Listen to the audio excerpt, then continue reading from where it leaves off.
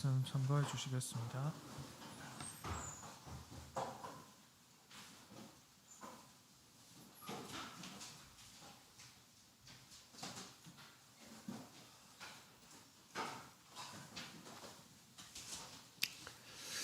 할렐루야. 주 예수 그리스도 이름으로 하나님 말씀 증거하겠습니다. 먼저 하나님의 말씀 찾아서 읽겠습니다. 창세기 28장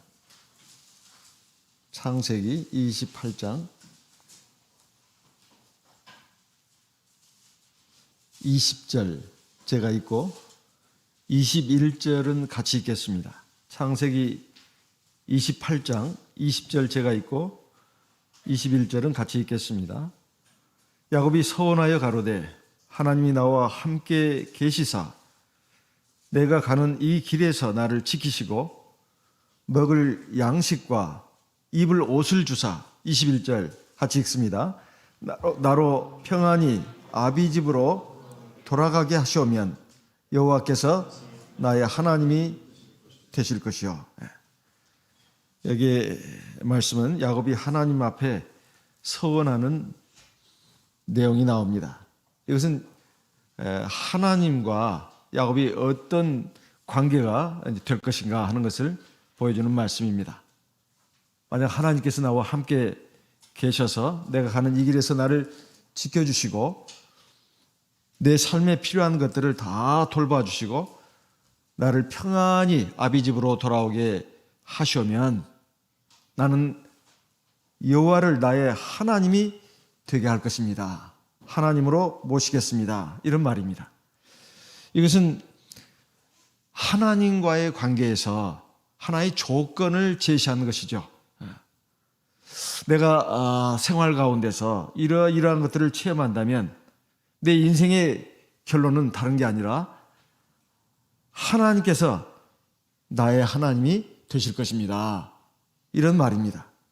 원래 신앙이라고 하는 것은 그것이 진짜 참된 신앙이라고 할 것 같으면 조건을 달아서는 안 되는 것이죠. 그런데 야곱은 여기에 하나님 앞에 조건을 제시하고 있습니다. 이것은 하나님께서 내 삶을 보살펴 주시고 인도해 주시기를 간구하는 내용입니다. 제발 내 삶에 함께 하시고 나를 돌봐 주시고 나를 지켜주시고 내 길을 인도해 주십시오. 사실 간절히 호소하는 내용이에요. 하나님께서 자기 삶에 굳이 역사해 주시기를 간절히 구하는 그런 것이 마치 조건인 것처럼 이렇게 나왔습니다. 근데 왜 이런 말을 하게 됐을까요? 창세기 28장 10절 말씀을 읽겠습니다. 창세기 28장 10절입니다. 야곱이 브엘세바에서 떠나 하란으로 향하여 가더니, 야곱이 브엘세바에서 떠나 하란으로 향해서 가는 길에 야곱이 하나님 앞에 이런 서원을 하는 것입니다. 브엘세바가 어디겠습니까? 바로 자기 고향집입니다. 아버지 어머니가 있는 자기 집이에요. 근데 지금 자기 일생에서 지금 가장 슬프고 고통스러운 지금 시간을 맞이했습니다. 자기 집을 떠나서 정처 없이 떠도는 삶의 시작이 바로 이 브엘세바에서 떠나는 것입니다. 어디로 가는가? 바로 하란으로 간다 이 말이에요. 하란은 이제 자기의 나그네 삶에 상당 시간을 차지하는 또 그런 곳입니다. 그러니까 오늘 이 야곱이 하나님 앞에 서원을 할 때는 지금 어떤 상황에서 서원을 했나 하면은 자기 인생에 있어서 가장 밑바닥에 있을 때, 가장 비참하고, 가장 슬프고, 가장 외로울 때 하나님 앞에 이런 서원을 드린 것입니다. 우리도 살아가면서 이런 순간을 만날 때가 있습니다. 내가 잘했든 못했든 내 인생에 있어서 가장 괴롭고 슬프고 외로운 순간을 맞이할 때가 있어요. 그때 나는 정말로 외롭다. 너무 외롭다. 너무 슬프다. 정말 똑바로 서 있을 수도 없는 그런 그 상태인 것을 자기가 압니다. 누구도 나에게 위로를 해줄 수가 없고 누구도 나에게 진정한 도움을 줄 수가 없어요. 아무런 희망이 앞에 보이지가 않습니다. 이때 어떻게 해야 될지를 모르겠어요. 지금 야곱이 그런 상황입니다.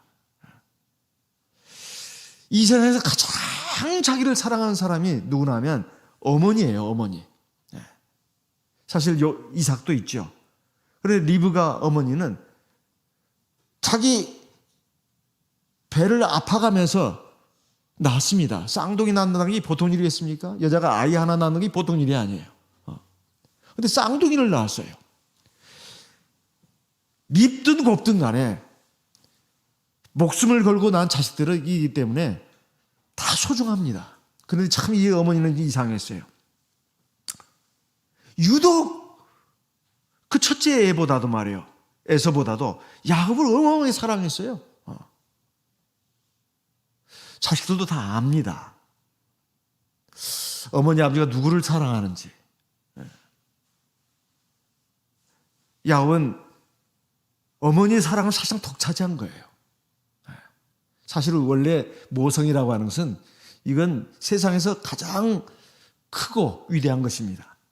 그런데도 그 어머니가 자기 형이 아니라 자기를 그렇게 사랑했다 이 말이에요. 그런데 이 어머니를 떠나가야 됩니다. 자기 목숨 부지하기 위해서. 그리고 어머니도 아버지도 잠시만 떠나가라고 있으라고 하는 거예요. 근데 그 잠시라는 것이 지금 정말로 잠시가 될 것이냐 이 말이에요. 왜? 형은 지금 자기를 죽이려고 하거든요. 죽이려고 한다 이 말이에요. 그래서 살아남기 위해서 도망가는 것입니다. 근데 도망가면서도 어머니하고 떨어져야 된다는 말이에요. 이건 정말로 너무나 슬픈 일입니다. 슬픈 일이에요. 그리고 고통스러운 일이에요. 지금 자기 앞에 어떤 일이 지금 일어날지를 모르는 지금 상황에서 자기 혼자서 미지의 미래를 향해서 지금 가야 합니다. 아무것도 보장된 것이 없어요. 이 야곱이 얼마나 고통스럽고 외롭고 슬펐겠습니까? 그런데 지금 야곱이 말입니다. 그날 밤에 잠을 그 광야에서 거친 그 들판에서 잠을 잤는데 깨어나가지고 놀래서 소리 질렀어요. 창세기 28장 16절 말씀을 보겠습니다. 창세기 28장 16절 야곱이 잠이 깨어 가로되 여호와께서 과연 여기 계시거늘 내가 알지 못하였도다. 17절 이에 두려워하여 가로되 두렵도다 이곳이야.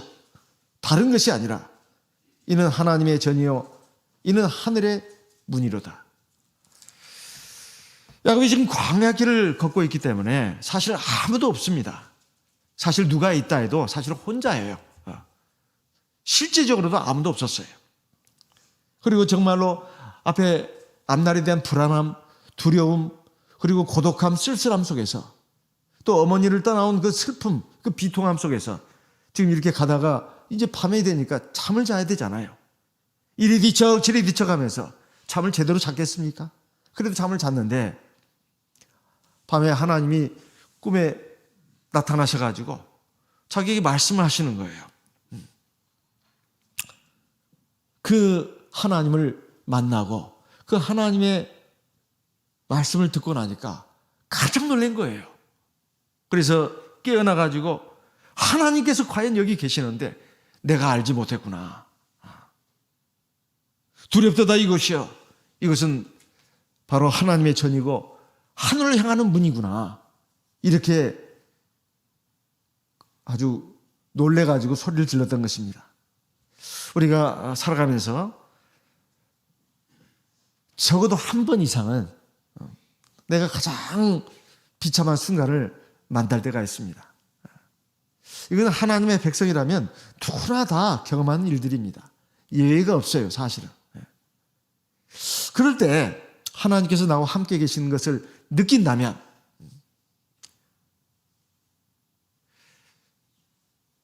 그 사람에게 있어서는 정말로 소망입니다. 힘이 된다 이 말이에요. 우리가 가장 낮은 곳에 있을 때, 가장 낮은 곳을 지나는 삶을 경험할 때 정말로 하나님이 나와 함께 계신다는 것을 깨닫는다면 삶에 대해서 또 다른 결론을 갖게 됩니다. 그리고 하나님에 대해서 어떤 기대감을 갖는다 이 말이에요. 그래서 하나님 정말로 살아계십니다. 그런데 정말 나와 함께 해주신다면, 그리고 나의 길을 인도해 주신다면 정말 내가 하나님을 평생 내 하나님으로 모시고 믿고 의지하며 살겠습니다. 이런 말입니다. 그런데 야곱이 이제 그 뒤에 진짜로 정처 없는 삶을 살았어요. 그래가지고 자기의 지나온 삶을 쭉 이제 회상해 보니까 자기 인생에 대해서 이런 결론을 내립니다. 창세기 48장 15절 말씀을 읽어보겠습니다. 창세기 48장 15절입니다. 창세기 48장 15절. 이제 자기가 요셉을 위해서 축복을 해줍니다. 자기 사랑하는 아들 요셉이죠. 그 요셉을 위해서 축복을 하면서 이런 이제 하나님 앞에 기도를 하죠. 15절. 내가 요셉을 위하여 축복하여 가로되, 그가 요셉을 위하여 축복하여 가로되, 내 조부 아브라함과 아버지 이삭에 섬기던 하나님, 나의 남으로부터 지금까지 나를 기르신 하나님. 이제 하나님의 이름으로 지금 자기 아들 요셉에게 축복을 하는데, 그 하나님을 요셉이 어떻게 지금 알고 있는가? 그 하나님을 지금 어떻게 지금 이해하고 있는가? 여기에 지금 잘 나오고 있습니다. 내 조부 아브라함, 내 아버지 이삭에 섬기던 하나님. 그 아버지, 할아버지 하나님인데, 그 아버지와 할아버지 하나님만이 아니고 자기가 태어날 때부터 지금까지 나를 기르신 하나님, 이렇게 돼 있어요. 원래 기른다고 하는 말은 부모가 자식을 낳아서 기르는 때 그 쓰는 말입니다. 그리고 목자가 양을 먹이고 기를 때 쓰는 말이에요. 그러면 이 기른다는 말이 뭐냐? 먹여 살린다는 말이에요. 그리고 보살핀다는 말입니다. 그리고 가르쳐준다는 말이에요. 그리고 인도한다는 말입니다. 이 모든 것이 함축된 말이 기른다는 말이에요. 하나님께서 나를 지금까지 일생 동안 나를 길러주셨다, 이런 말이에요. 이것은 창세기 28장에 아까 우리가 읽었던 야곱이 하나님께 서원했던 내용들이 다 하나님께서 이루어 주신 것입니다. 그야말로 하나님이 야곱의 하나님이 되셨다는 그런 말이에요. 이것은 하나님께서 야곱의 삶에 역사하시고 그런 것을 야곱이 체험했다는 말도 됩니다. 우리가 지금까지 믿음 생활을 교회에서 쭉 해오면서 나이가 많이 드신 그런 성도님들을 봅니다.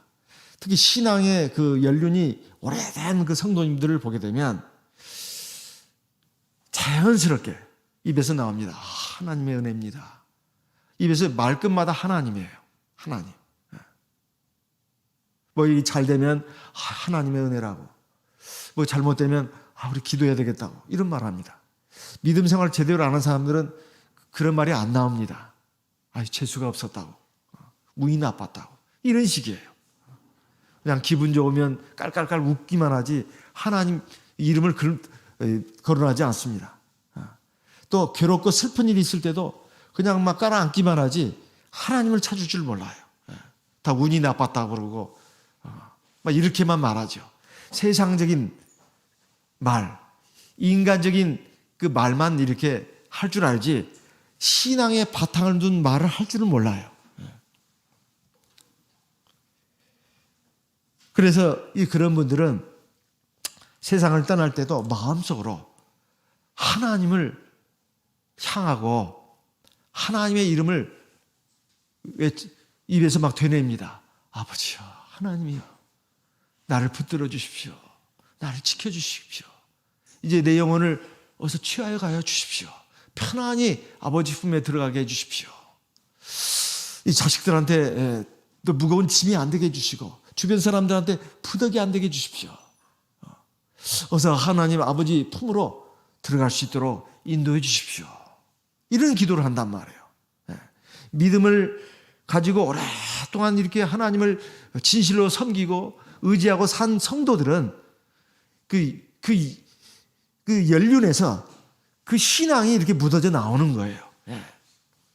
정말로 그분의 일생에 그분의 하나님이 되신 거예요. 그럼 우리는 어떻게 해야 하면 야곱처럼, 야곱이 서운했던 것처럼 하나님이 나의 하나님이 되게 하실 수 있을까 하는 겁니다. 그것은 우리가 살아가면서 사실 늘 기쁘고 즐거운 일, 순조로운 일만 만나는 게 아닙니다. 괴롭고 슬프고 안타깝고 힘든 일도 만난다 이 말이에요. 그런 가운데서 하나님을 경험해야 합니다. 하나님을 체험해야 된다 이 말이에요. 그러면 하나님께서 이제 나중에 하나님이 나를 다 길러 주셔가지고 내가 여기까지 왔구나. 이것을 깨닫게 된다 이 말이에요. 이것은 야곱에만 그런 것이 아닙니다. 오늘 저와 여러분에게도 다 해당되는 말씀이에요. 고린도후서 1장 20절 말씀을 보겠습니다. 고린도후서 1장 20절입니다. 고린도후서 1장 20절. 하나님의 약속은 얼마든지 그리스도 안에서 예가 되니 그런즉 그로 말미암아 우리가 아멘하여 하나님께 영광을 돌리게 되느니라. 하나님의 약속, 하나님의 약속. 하나님의 약속이라고 하는 것은 내가 세상 끝날까지 너와 함께 하겠다. 그리고 네가 내 말을 잘 듣고 준행하면 내 길이 평탄해질 것이고 네가 하는 일마다 형통할 것이다. 이런 말씀입니다. 이게 하나님의 약속이에요. 그 약속은 무궁무진합니다. 네가 어디로 가든지 무엇을 하든지 내가 너와 함께 할 것이다. 이런 말씀이에요. 그래서 그리스도 예수 안에서 예스가 된다는 거예요. 긍정적인 것이 된다는 것입니다. 그래서 하나님 아버지께 영광을 돌리게 한다는 거예요. 하나님의 약속은 성경 안에서 우리에게 많은 것을 약속하고 있습니다. 이것은 하나님이 야곱에게 말씀하신 것과 같아요. 나는 아브라함의 하나님, 이삭의 하나님, 바로 그 하나님이다. 내가 너 누운 땅을 너와 네 자손에게 주겠다. 네가 어디로 가든지 내가 함께 할 것이고 네가 이 땅에 돌아올 때까지 너를 지켜줄 것이다. 이게 하나님이 밤에 꿈을 통해서 약속하신 것입니다. 그 사닥다리가 하늘에서 자기 눈까지 이어지면서 천사들이 오락내리락 하지 않았습니까? 만약에 하나님의 음성만 들렸다면 야곱도 이게 자기가 무슨 환청을 들었다고 생각했을 수도 있어요. 근데 분명히 사닥다리가 보여졌습니다. 그리고 천사들이 오락내리락 했다 이 말이에요. 이건 확실하다는 것이죠. 첫 번째는 그겁니다. 이건 네가 환청으로 듣는 게 아니라 하나님이 살아계신 참 하나님이 지금 너에게 나타나가지고 너에게 말을 한다는 것입니다.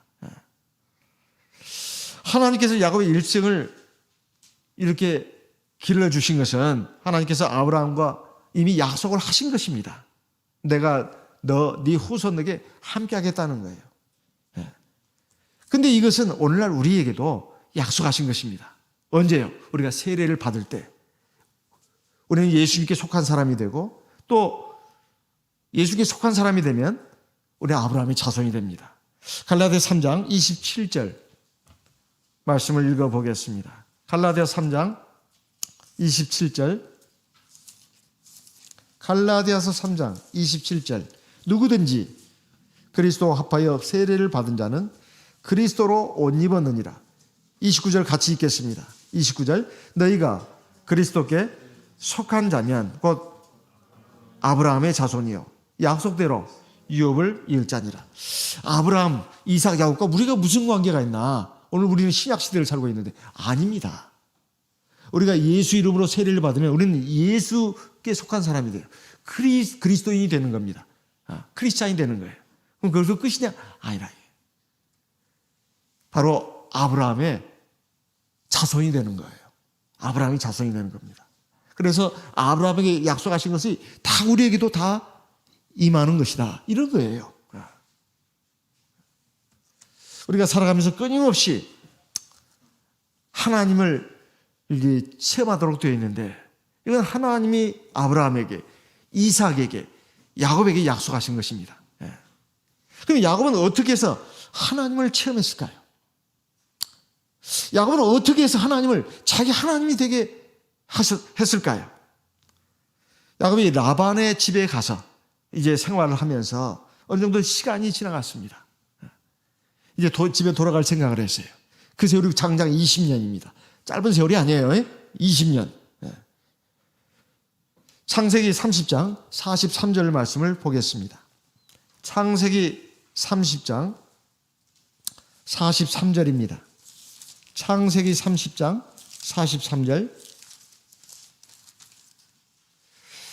이에 그 사람이 힘이 풍부하여 양떼와 노비와 약떼와 나귀가 많았더라. 여기 그 사람은 야곱을 가리키는 것입니다. 야곱이 20년 동안 외삼촌 집에 라반의 이 삶을 마치면서 보니까 엄청난 부자가 됐어요.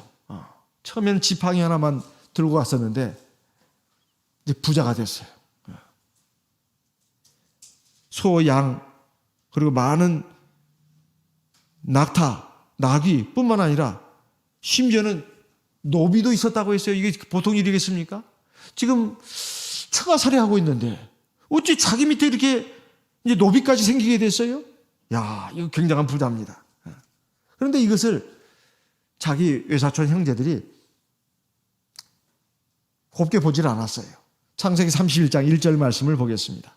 야곱이 들은즉 라반의 아들들의 말이 야곱이 우리 아버지의 소유를 다 빼앗고 우리 아버지의 소유로 인하여 이같이 거부가 되었다 하는지라.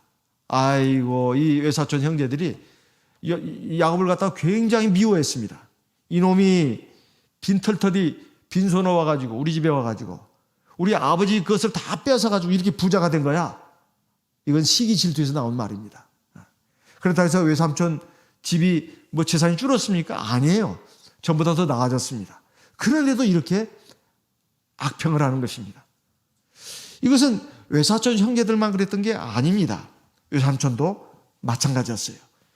창세기 31장 2절입니다. 야곱이 라반의 안색을 본즉 자기에게 대하여 전과 같지 아니하더라. 지금 자기 조카 때문에 자기들 집 형편도 많이 좋아진 것입니다. 그런데도 자기 조카가 엄청난 부자가 되어버린 거예요. 자기보다 더. 그러니까 너무 이건 막 시기 질투가 나가지고 견딜 수가 없는 거예요.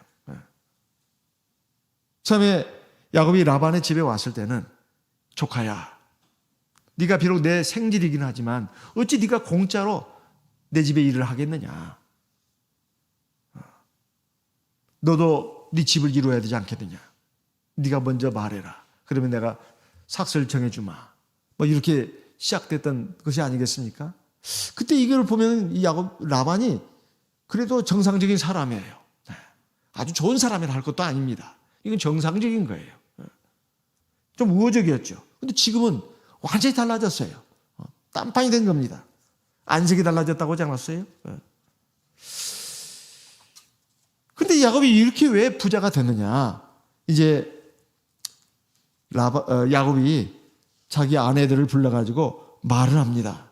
창세기 31장 4절입니다. 야곱이 보내어 라헬과 레아를 자기 양떼 있는 들로 불러다가 5절, 창세기 31장 5절, 그들에게 이르되 내가 그대들의 아버지의 안색을 본즉 내게 대하여 전과 같지 아니하도다. 그러할지라도 내 아버지의 하나님은 나와 함께 계셨느니라. 7절 읽겠습니다.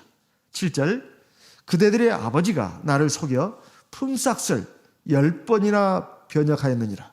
그러나 하나님이 그를 금하사 나를 해치 못하게 하셨으며. 건너뛰어서 9절 읽겠습니다. 하나님이 이같이 그대들의 아버지의 짐승을 빼앗아 내게 주셨느니라. 지금 연거푸 하나님 얘기가 나옵니다. 그리고 아버지 얘기가 나와요. 그러니까 장인을 말하는 거죠. 그대들의 아버지는 장인을 장인은 나한테 이렇게 나를 해치고 나를 해롭게 하고 나에게 고통을 줬지만 하나님은 나와 함께 계셨고 하나님은 당신 아버지가 나를 해치 못하게 하셨고 하나님께서 나로 하여금 부자가 되게 하셨다. 이렇게 말끝마다 하나님이 나와요. 말끝마다. 이것은 야곱이 늘 하나님을 경외하고 의지하고 나왔다는 거 아니겠습니까? 우리가 세상에 살아가면서 종종 사람을 믿고 의지할 때가 많아요. 내가 저 사람한테 잘 보이면, 저 사람을 믿고 의지하면 뭐가 잘 되겠거니. 이거 사람에게 은혜를 받겠다는 것입니다. 선택을 해야 합니다. 내가 사람을 믿고 의지해가지고 내가 은혜를 받을 것인가? 아니면 내가 하나님을 믿고 의지할 것인가? 사람에게 은혜를 받는 것은 사실 사람과 연관되어 있습니다. 자꾸 인간적인 생각을 해요. 내가 저 사람 눈에 잘 보여야 될 텐데, 그리고 저 사람한테 내가 뭔가 좀 해주면 저 사람이 나한테 잘해줄 텐데, 이런 그 세상에서 세상 사람들이 많이 하는 그 인간적인 생각을 합니다. 그런데 이런 건 어느 때인가 보면 다 없어져 버려요. 어떤 이해관계가 없어지면은 관계가 끝나버립니다.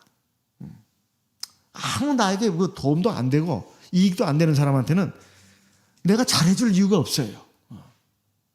그러니 냉정하게 대합니다. 그리고 사무적으로 대해요. 이것이 바로 사람을 바라보고 어떤 덕을 보려고 은혜를 받고 사랑을 입고 뭔가 나에게 이익이 된다고 생각하고 살아가는 세상에 거의 많은 사람들의 그 모습이에요. 우리는 그래서는 안 됩니다. 나는 하나님만 바라봐야 되겠다. 이거 오해하면 안 됩니다. 하나님만 바라보니까 하나님께 기도만 하면 된다. 그 말이 아닙니다. 내가 하나님을 경외하고 사랑하기 때문에 내 주변에 있는 모든 사람들에게 내가 할 수 있는 대로 힘껏 하나님을 사랑하는 것처럼 사람을 사랑하는 거예요. 다 친절하게 대해주는 것입니다. 그리고 내가 할 수 있는 대로 호의를 베풀어 주는 거예요. 이것은 사람에게 잘 보이기 위해서 하는 것이 아니고 하나님을 항상 경외하고 사랑하기 때문에 저절로 우러나오는 거예요. 사람에게 은총을 받으려면 이 조건이 주어져요. 아까 말한 것처럼 자기 이해관계가 걸려 있어야 합니다. 그런데 하나님께 은총을 받으려고 치면은 이것은 우리의 법회적인 상식을 초월하는 거예요. 하나님의 말씀을 가슴 깊이 새기고 하나님께서 네 이웃을 내 몸과 같이 사랑하라 했으니까 그 마음이에요. 그 마음. 그래서 이렇게 하는 것입니다. 요셉처럼 말이에요. 요셉이 자기 이해관계를 따라서 한 것이 아닙니다. 지금 자기는 노예로 팔려왔어요. 자기 할 일만 딱 하고 끝낸 것이 아닙니다. 그야말로 주인에게 이익이 되는 방향으로 모든 일을 한 거예요.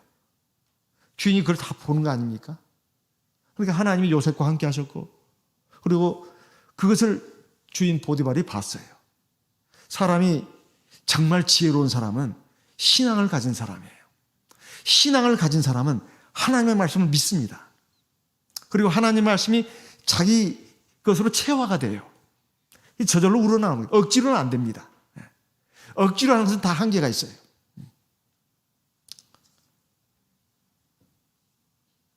우리 일생에서 가장 중요한 것은 하나님이 나와 함께 하는 것입니다. 그럼 하나님이 나와 함께 하려면 어떻게 해야 되느냐? 여호수아 1장에서 우리는 다 알고 있습니다. 하나님 말씀을 잘 듣고 좌로 묵상하고 마음에 새기면서 그 말씀대로 가는 거예요. 그러면 내가 너와 함께 하겠다. 네 길이 평탄해질 것이다. 네가 하는 일마다 형통하리라. 근데 우리는 그게 아니에요. 세상에서 잘 되고 형통한 것만 꿈꾼단 말이에요. 세상 사람들처럼. 그 앞에 그 전제 조건이 그냥 생각을 안 하는 거예요. 근데 하나님이 나와 함께 계시면 사실 나는 아무것도 두렵지 않은 거예요. 창세기 31장에 보면 당신들 아버지의 안색이 종전과 같지 않다. 그러나 하나님께서 나와 함께 계셨느니라. 이거 그렇게 강조하고 있지 않습니까? 하나님이 나와 함께 계셨다. 이것은 하나님을 늘 믿고 의지하고 하나님 말씀을 생각하면서 살아가는 사람의 입에서 저절로 나온 말입니다. 그냥 형식적으로 하는 말이 아니에요. 우리 일생에 정말로 하나님이 함께 계시는 것을 추구한다면 내 삶에는 아무런 잘못된 것이 나타날 수가 없습니다. 하나님이 함께 하신다면 내 삶에는 하나님의 은혜가 풍성하게 임합니다. 하나님이 함께 계신다면 하나님의 영광이 내 삶에 충만하게 나타나요. 하나님이 나와 함께 계신다면 나에게는 아무것도 부족한 점이 없습니다. 아무런 근심도 없고 두려움이 없어요. 물론 어려운 문제가 있다 하더라도 두렵지 않아요. 외삼촌 안색이 변하고 외사촌들이 막 자기를 막 그렇게 나쁜 말을 해도 지금 야곱이 뭐 삶에 무슨 문제가 있습니까? 아무 문제가 없어요. 사람들이 뭐라고 짓밟고 치대도 하나님이 함께 계신다면 뭐가 문제가 되겠습니까? 사람들의 입이 문제가 아닙니다. 그 눈초리가 문제가 아니에요. 하나님이 나와 함께 계신다면 내 안에는 태산과 같은 반석이 있고 평안함이 있습니다. 이게 뭐가 문제냐 이 말이에요. 지금은 어쨌든 나반 밑에 있습니다. 이거 겉으로 보이는 그런 모습이에요. 사실은 그러나 하나님이 함께하고 있습니다. 야곱은 지금 자기 고향으로 돌아가려고 생각을 합니다. 그 방법으로 뭘 택했냐면 도망치는 걸 택했어요. 왜 그랬을까요? 창세기 31장 20절. 창세기 31장 20절. 야곱은 그 거취를 아람 사람 라반에게 고하지 않고 가만히 떠났더라. 그가 그 모든 소유를 이끌고 강을 건너 길르앗산을 향하여 도망한 지 22절. 3일 만에 야곱의 도망한 것이 라반에게 들린지라. 이 야곱은 자기 외삼촌을 정말 무서워했어요. 옛날에는 사실은 무법천지입니다. 아니 자식이 왕권을 탈취하기 위해서 아버지를 죽이는 그런 시대예요. 심지어는 아버지가 아들을 죽이기도 합니다. 형제간끼리도 사륙전이 벌어져요. 정말 옛날에는 무도한 그런 그 순간들이 아주 많았습니다. 그런데 이 야곱이 그냥 아버지한테 야곱이 외삼촌한테 말한다면 자기 있는 거 다 뺏긴단 말이에요.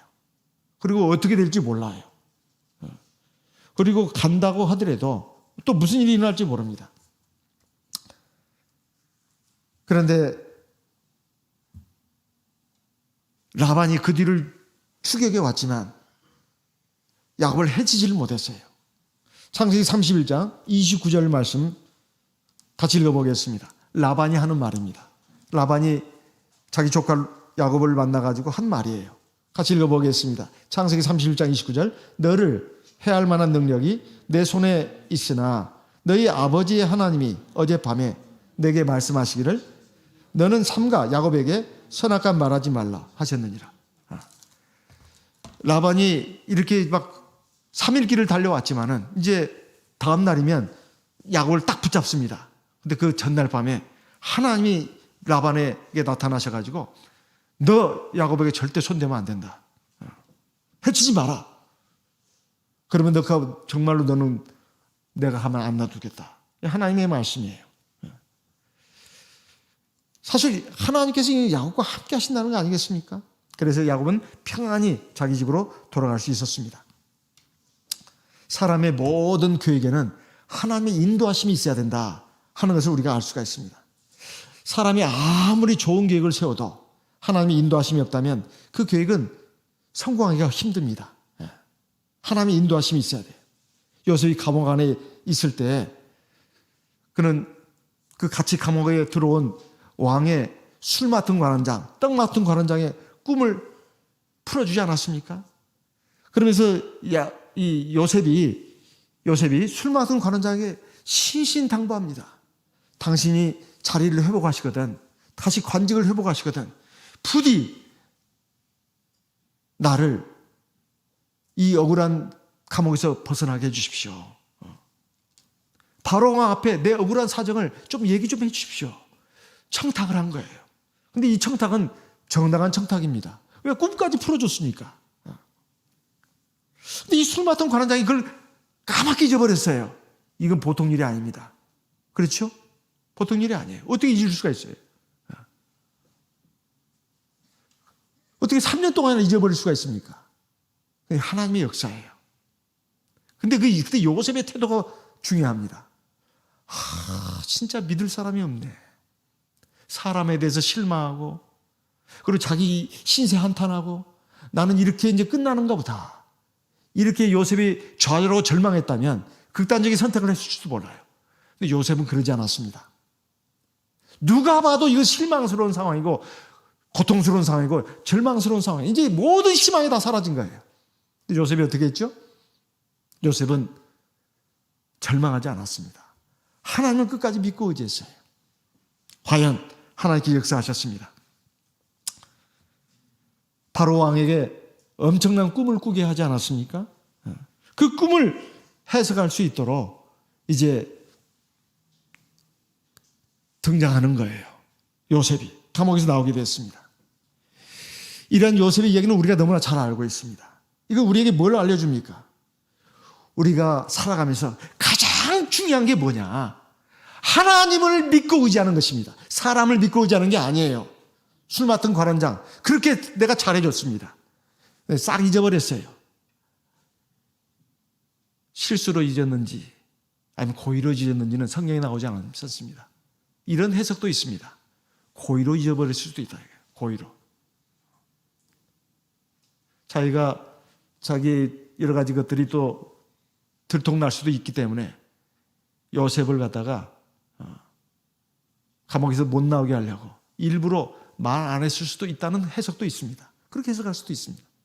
그렇다면 요셉 입장에서는 이 술 맡은 관원장, 믿을 만한 사람입니까? 세상에 정말 믿을 놈 하나도 없네. 이런 말도 있잖아요. 사람을 믿으면 안 됩니다. 정말 믿고 의지할 분은 하나님밖에 없어요. 잠언 3장 5절 6절 말씀을 보겠습니다. 잠언 3장 5절 6절.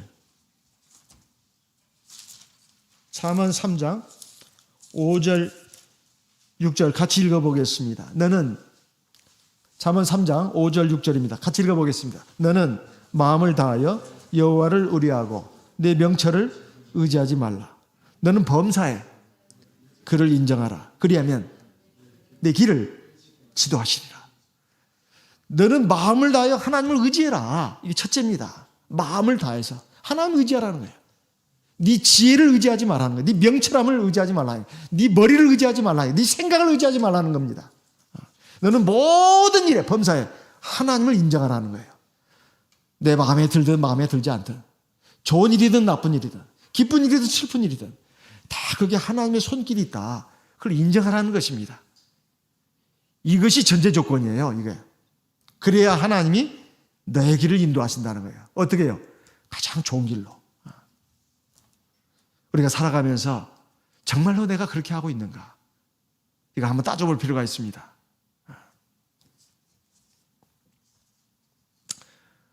왜 하나님은 야곱을 인도해서 평안히 자기의 집으로 돌아가게 하셨을까요? 이것은 하나님이 야곱에게 말씀하신 것입니다. 창세기 31장 3절 말씀. 창세기 31장 3절. 여호와께서 야곱에게 이르시되 네 조상의 땅, 네 족속에게로 돌아가라. 내가 너와 함께 있으리라 하신지라. 이거 하나님이 말씀하신 거예요. 이 처가살이가 너무 나는 고통스러워, 힘들어. 이제 난 집으로 돌아갈 거야. 그게 아닙니다. 그게 아니에요. 그렇게 알면 안 됩니다. 하나님이 야곱에게 20년 동안 처가살이 하게 했어요. 그러고 나서 하나님이 20년 만에 야곱에게 말씀하신 겁니다. 이제 네 고향 땅 아버지 집으로 돌아가라. 이게 말씀하신 거예요. 근데 이게 사실 말이에요. 하나님이 이미 그 전에 광야에서 말씀하신 겁니다. 베델 광야에서. 창세기 28장 15절에 보면 내가 너와 함께 있어 네가 어디로 가든지 너를 지키며 너를 이끌어 이 땅으로 돌아오게 할지라. 내가 네게 허락한 것을 다 이루기까지 내가 너를 떠나지 아니하리라. 하나님이 이미 20년 전에 약속하신 거예요. 근데 20년이 걸 줄은 몰랐죠. 야곱은. 하나님은 아셨습니다. 중요한 것이 그것입니다. 하나님의 시간을 믿어야 되고 절대로 사람의 생각으로 조급해하면 안 됩니다. 이러다가 탈나는 거예요. 자기 의욕으로 자기 생각으로 뭘 계획하고 이렇게 하다가 보면 하나님의 뜻은 아랑곳하지 않고 하나님이 인도하시면 믿지도 않고 이렇게 나가면 안 됩니다. 하나님을 믿고 하나님 앞에서 내가 해야 될 일을 하는 거예요. 그러면 하나님이 내 길을 인도해 주십니다. 종종 우리가 듣는 말이 있어요. 살다 보면 계획이 변화를 따라가지 못한다. 그렇습니다. 정말입니다. 사람이 아무리 계획을 세우지만 어떤 일이 일어나 가지고 내가 생각했던 거, 내가 계획했던 것을 넘어서 버리는 거예요. 그래가지고 내 계획이 그냥 완전히 수포가 되는 것입니다. 그럴 때 어떻게 해야 되겠습니까? 하나님의 인도하심이 있어야 되는구나. 그리고 하나님이 정말로 복을 주시고 보호해 주셔야 합니다. 이것이 정말로 필요하구나. 야곱은 평안히 고향집으로 돌아갈 수 있었습니다. 그것은 하나님의 돌보심, 보호하심이 있었기 때문에 그렇습니다. 그런데 여기서 중요한 거, 정말 중요한 하나가 있어요. 창세기 31장 38절. 창세기 31장 38절. 창세기 31장 38절. 내가 이 20년에 외삼촌과 함께하였거니와 외삼촌의 암양들이나 암염소들이나 낙태하지 아니하였고 또 외삼촌의 양떼 수양을 내가 먹지 아니하였으며 창세기 31장 39절 물려 찢긴 것은 내가 외삼촌에게로 가져가지 아니하고 스스로 그것을 보충하였으며 낮에 도적을 맞았든지 밤에 도적을 맞았든지 내가 외삼촌에게 물어내었으며 40절 같이 읽어보겠습니다.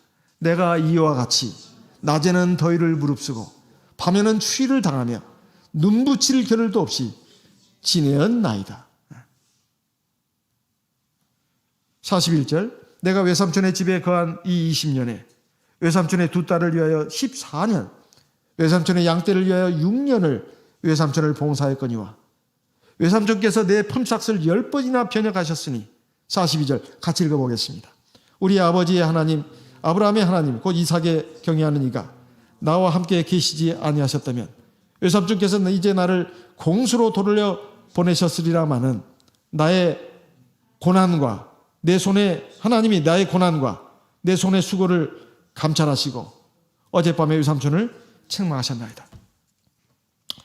하나님이 나와 함께 하시고 나를 돌보시고 인도하시고 나에게 복을 주신다고 아무리 약속하셨다 할지라도 그것이 확실한 약속이라 하더라도 그 약속이 이루어지려면 조건이 있습니다. 조건이. 무슨 조건이냐? 사람이 자기의 본분을 다해야 된다는 거예요. 야곱이 20년 동안 라반의 집에 있으면서 어떻게 했는가? 정말로 자기 본분을 다했어요. 20년 동안 낮에는 더위를 부릅쓰고 밤에는 추위를 당하면서 눈붙일 겨를이 없이 지냈다고 이렇게 말하고 있습니다. 이건 사실입니다. 사람이 자기 본분을 다하면 하나님 믿고 의지하면서 자기의 본분을 다하면 하나님께서 함께 하십니다. 종종 하나님 믿는 백성들이 하나님 왜 나에게 복을 안 주시나 이렇게 원망하고 불평하는 경우가 있어요. 그 원인이 뭘까요? 여러 가지 원인이 있을 수 있겠지만 그 중에 중요한 원인 중에 하나는 자기 본분을 다하지 않는 것도 하나의 원인입니다. 시편 126편 5절에 보면 눈물을 흘리며 씨를 뿌리러 나간 자는 기쁨으로 거두리로다. 우리가 풍성한 수확을 기대한다 할 것 같으면 그 앞에 해야 될 일이 있어요. 눈물을 흘리면서 씨를 뿌리는 수고가 있어야 합니다. 교회 일이든 가정일이든 세상에서 나에게 주어진 일이든 내가 또 할 일이든 무엇이든 간에 내 본분을 다해야 돼요. 그래서 바로 눈물을 흘리면서 씨를 뿌리는 것입니다. 그건 마땅히 내가 하나님 앞에서 해야 될 일을 해야 된다, 그런 말이에요. 그것이 없으면 하나님이 아무리 복을 주시겠다고 약속해도 그 복이 내 것이 될 수가 없습니다. 우리가 힘을 다해서 내가 해야 될 일을 하고 내가 마음을 써서 그 일을 한다면 반드시 풍성한 수확이 있게 됩니다. 하나님이 그렇게 해주신다고 말해요.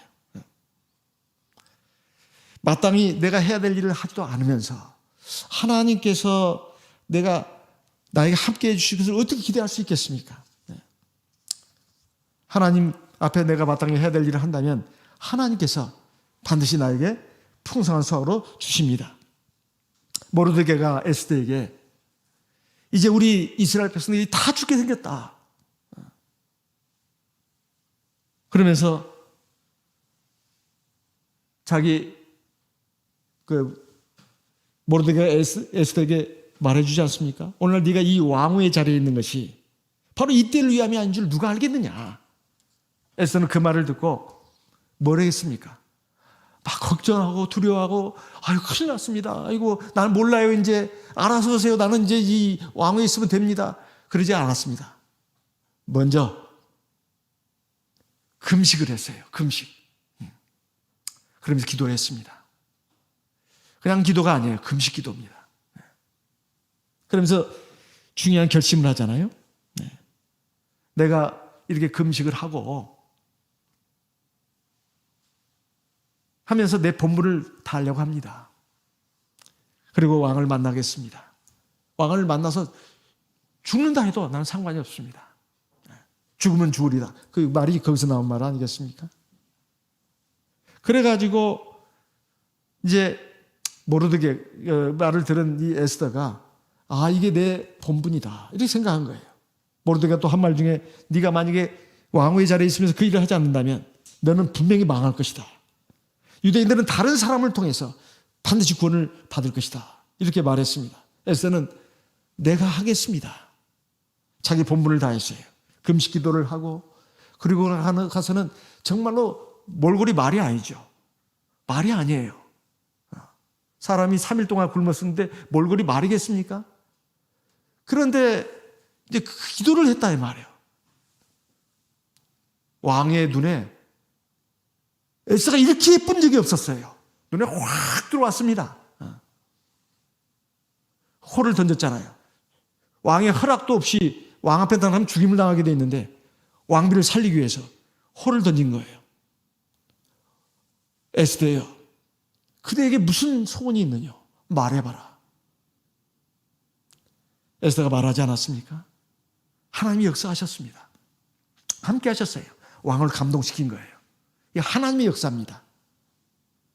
왕이 공문을 전국에 발송해가지고 이스라엘 백성들을 죽이지 못하게 했습니다. 이 하나님의 역사입니다. 야곱이 라반의 집에 있을 때도 야곱은 확실하게 자기의 본분을 다했습니다. 그래서 하나님이 자기에게 주신 그 많은 재산을 가지고 무사히 자기 집으로 돌아갈 수가 있었던 것입니다. 결론적으로 우리의 삶에 있어서 정말로 가장 중요한 것은 뭐겠습니까? 하나님이 나와 함께 하셔야 된다는 거예요. 야곱이 집을 떠날 때는 삶의 가장 밑바닥이었습니다. 최저점이었어요. 근데 나중에 야곱은 바로 왕을 만납니다. 그래가지고 자기 인생에 대해서 회고하지 않습니까? 그때는 야곱이 인생의 최고점에 올라갔을 때예요. 그때는 자기 사랑하는 아들 요셉이 그 애굽의 총리 대신으로 있던 때입니다. 야곱은 그 이름이 이스라엘로 바뀌지 않았어요? 우리 잘 알고 있습니다. 밤이 새도록 야복강 나루터에서 울며 씨름했었습니다. 하나님과 말해요. 하나님이 져줬습니다. 그래서 이름이 이스라엘로 바뀌지 않았습니까?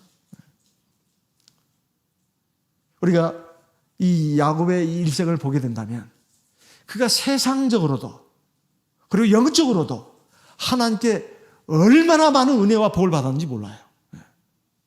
하나님이 그와 함께 하셨기 때문에 그렇습니다. 정말로 여호와께서 나의 하나님이 되신 것입니다. 이건 오늘 우리도 마찬가지입니다. 우리도 하나님께서 나의 하나님이 되시도록 우리 믿음의 조상 아브라함, 이삭, 야곱의 그 신앙의 발자취를 따라가야 되겠습니다.